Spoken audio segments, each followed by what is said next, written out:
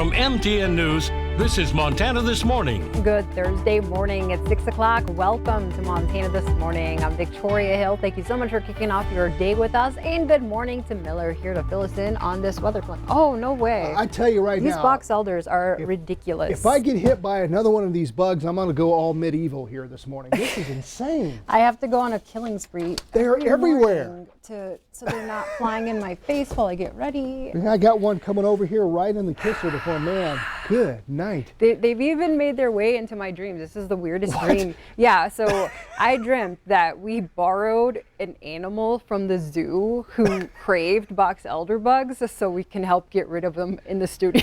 Did it work?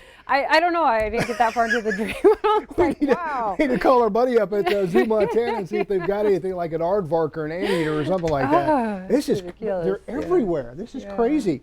All right. Well, we just thought we'd like to squish bugs while you're eating breakfast this morning. Good morning, y'all. It is a calm and cloudy start, though, here in Billings, sitting at 35 at the airport. Feels like 27, humidity's at 72%, winds out of southwest at about 12 miles an hour. Crunch some quick numbers. Yesterday, our high got up to 45. We'll try to beat that today, but still we're going to stay below average. Our low got down to about 31. Top wind gust yesterday at the airport at 27. We're going to stay breezy for the next couple of days. Look out for Monday, though. Right now, looking at models, we could see some gusts here in Billings up to about 40 miles an hour. Only trace amounts of precipitation yesterday. Snow totals as of last night. Fallon looks like it got hammered. You can see there in Ekalaka at just over 15 inches of snow. Also some snow near Miles City, about 3 inches, and near Colstrip, about 2 inches. Now the snow is pulling away from the area, and we're just going to see some clouds today. We do have this little disturbance to our northwest. We'll stay to the north, but kick up those clouds. But we're going to try to get warmer today. Maybe some breaks for some sunshine to help us get there. Out there right now, temperatures mainly in the 30s across the state. We're mainly in the 30s with some 20s down to our south as well. We'll go with a high today of 47 here in Billings with the cloud cover. We're still going to try to warm up just a little bit, and by the time we get to the weekend, which looks fantastic, lots of sunshine with highs back in the 60s. It's National Dessert Day. Yummy. I'm all about the creme brulee. What do you like? I like apple pie. This time of year, I like pumpkin pie. With the whipped cream on it. Oh, you know it. Oh, you're teasing me now. That's crazy. Paul, what do you like? What's your favorite dessert? Our floor director here. Cherry pie. He likes beer. Cherry pie. Cherry. He said cherry pie. Root beer, right? Root beer. There you go. All right. Well, I asked this question on our Facebook page, or my Facebook page, and I got a lot of answers. Just some quick ones here. Lynette says she likes mince pie during the holidays. Karen says anything with icing. Elton likes a peach cobbler. Rose, she says she makes one heck of a bourbon cake. Ooh. Rose. Woo! Preach it, sister. Give me some of that. That sounds good. She just likes to knock people off their feet, I think. Rose I think we need to start selling chocolate-covered box elder bugs. Oh, no, Yeah. no. We can put the money in our coffee can for the morning show. We'd have enough money, I'll tell you. They're everywhere, these box elder bugs. Yeah. I'm going to strap a saddle on one time and ride it home to work. My kill count, I swear, is in the hundreds. She's going all Michael Myers up in here, I'll tell you. I am. All right. Well, enough about the box elders. Let's get on to some news. Okay. Thank you, Miller. Our top story this morning, a Colstrip family is thankful after getting repeatedly denied for an emergency surgery at all of Montana's major hospitals, even those here in Billings. They finally found an out-of-state hospital that had room amid a massive rise in COVID cases taking up beds. As Q2's Andrea Lutz reports, the family wants others to know the risk you may face if an emergency strikes. It is no secret that COVID cases are on the rise in Montana. In fact, on Wednesday alone, over 1,300 new cases in our state. It is having an impact on our hospitals and emergency departments, with many of them operating at capacity. But what happens when in that situation, critical care is denied? Where do families needing emergency surgery turn? We were even going like Bismarck, Dickinson, Rapid City. Time was of the essence for Janelle Loining's husband, Sean. On Monday, he was just not doing well. He was in severe pain, and I said, you have to go to the emergency room. He had a perforation in his bowel, which at any other time but the pandemic might be an easy fix. I guess I never realized it was this bad. Turns out no, we can't take you. We don't have the staffing. No, we can't take you. We don't have the surgeon. They were denied at every turn. So you're telling me my husband was going to die because you guys are overwhelmed with COVID? What were the hospitals saying to you? Most of the time it was, well, we're diverting patients as it is now. I was getting frustrated. And so I would be like, are you serious? So if I just put him in the car and showed up, you would turn us away? And they basically said yes.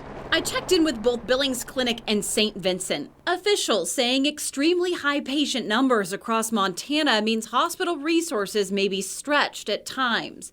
And while operating rooms continue to remain open, they're making every effort to provide for the region's needs, including life-saving care. Meanwhile, St. Vincent saying they continue to perform urgent cases as well as outpatient procedures that do not require inpatient hospitalization. Loining says her husband's situation was so dire when he finally got to Cody late Tuesday night. When he first got there, they couldn't start surgery right away because his blood pressure tanked to the point that they were saving his life at that point. He absolutely was as critical as they come. And while she's grateful he finally got the surgery he needs, she has a pretty meaningful message for other families who might find themselves in the same dire situation. You can't help but cry. You can't help but think of the ones that maybe didn't get the help because they didn't push or they didn't know. I just wasn't going to stop. I wasn't taking no for an answer. And also in response, hospital officials tell me that they advise anyone seeking immediate and critical care to get out there and find it. Well, that is exactly what the Loining family was forced to do. In Billings, Andrea Lutz, MTN News. Thank you so much, Andrea. Be sure to check out our Facebook page today at 12:30. Andrea is sitting down live with Nancy Iverson, the Director of Patient Safety and Infection Control at Billings Clinic, to discuss the benefits and risks of booster shots. You'll have the chance to weigh in and ask any questions you may have about the vaccine. And booster shots are under the microscope nationally as well. An FDA panel will officially vote on Moderna's request for emergency authorization of its booster shot today. Tomorrow, they'll look at Johnson & Johnson's application. Yesterday, FDA staff released data showing J&J's booster shot does bolster antibodies. The data showed people who got the one-dose Johnson & Johnson shot may be better off with a booster from one of the other vaccines. Back here in Billings, there are some important dates coming up as the city's recreational marijuana policy forms. City officials held a forum last night to discuss the next steps. On October 25th, the City Council will hold the first reading of a zoning ordinance limiting where dispensaries can be located. The draft plan calls for a 600-foot separation for marijuana businesses and schools, churches, and parks with playgrounds. But that might not matter if on November 2nd, voters prohibit recreational shops from city limits. Voters also have the option to put a 3% tax on marijuana sales, which would bring in an estimated $350,000 per year for the city. Leaders say all that money would have to be used for law enforcement. Very labor intensive to have a well-trained police officer will need to be the one to conduct the sobriety test, then be able to document that and ultimately testify in a court of law as to why it is that they felt that the individual was in fact under the influence of some type of a substance, be it marijuana or other drug that's not easily tested. Next week, the City Council will meet for a work session. They're expected to discuss how they will cap the number of recreational marijuana shops in Billings if voters allow them to operate here. A new phone scam is targeting Billings residents. A man pretending to be a detective with the police department is calling people asking for money. Lieutenant Brandon Woolley says do not send money to them if you receive this call. The Billings Police Department will never solicit money from you and will never threaten arrest if money is not sent. Continuing our coverage, local business owners are looking forward to the U.S.-Canada border opening to vaccinated Canadian tourists next month. Billings sees more than 2.5 million tourists every year, and across all Montana, roughly 14% of visitors are from Canada. The Billings Chamber of Commerce says the move is an important next step for the city's economic recovery. We typically see a lot of international tourists that actually road trip around the state. We work with foreign tour operators and companies to help facilitate itineraries and attractions and things for them to do while they're here. And so this year, not having that has hurt our businesses, but it also affects those that we're working with in the foreign trade market and missing those that visitation and that business. Officials say it could help with some work shortages as well. Montana and Yellowstone counties see a large number of construction workers come from Canada. There is a massive congestion at U.S. ports and around the world as a historic supply chain disruption continues to snarl commerce. CBS's Laura Podesta reports on how the Biden administration is trying to get you your items, especially as the holidays approach.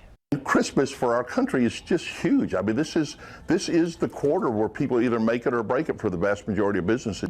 In Arlington, Texas, David Hansen, the owner of Decorators Warehouse, says items are flying off the shelves. And he knows with the supply chain problems plaguing the nation, it's unlikely he'll be able to restock quickly. Today's announcement has the potential to be a game changer. Now President Biden is announcing efforts to help ease a logjam of consumer products at the nation's biggest ports. After meeting with industry leaders yesterday, the president said the Port of Los Angeles is committing to 24/7 operations. That move comes after the Port of Long Beach expanded hours last month. The night hours are critical for increasing the movement of goods because highways are less crowded at night. In fact, during off-peak hours in Los Angeles, cargo leaves the port at a 25% faster pace than during the day shift. Now the issue is how to get the goods from the port to your doorstep. When asked if packages will be here in time for the holidays, the White House couldn't promise anything. We are not the Postal Service or UPS or FedEx. We cannot guarantee. What we can do is use every lever at the federal government disposal to reduce delays. Major shippers like FedEx, UPS, and retailers like Walmart say they too will expand their overnight operations to take advantage of the new hours at the California ports. Laura Podesta, CBS News. The Biden administration's deal to open the ports of LA and Long Beach around the clock is aimed at freeing up the backlog of nearly 60 cargo ships carrying up to 500,000 containers. Those two ports alone account for about 40% of all shipping containers entering the U.S. President Biden's popularity has been declining rapidly in the last few months. The slide began in early August with his approval rating dipping below the all-important 50% mark as the Taliban retook Afghanistan. His approval rating is now in the mid-40s. The president's support at this point in office is lower than all other recent presidents except Donald Trump. A Democrat strategist believes COVID-19 is the main driver of his poor score. He said Biden ran on a platform of defeating COVID-19 and has not done it to this point. Today, the commission established to review the Supreme Court is expected to submit its first report. President Joe Biden announced the commission in April. The goal was to evaluate issues such as if there should be more than 9 justices and if justices should have term limits instead of life appointments. The commission consists of 36 legal experts. They will meet again tomorrow before submitting a final report next month. The film industry faces another shutdown just months after reopening from the pandemic. Some employees will go on strike on Monday if a new deal with studios is not reached. A union representing 60,000 workers, such as camera operators, cinematographers, and set designers, want better working conditions, improved wages, and sufficient time off between shifts. A strike would be the first for this union in its 128-year history. Stick with us here on Montana This Morning.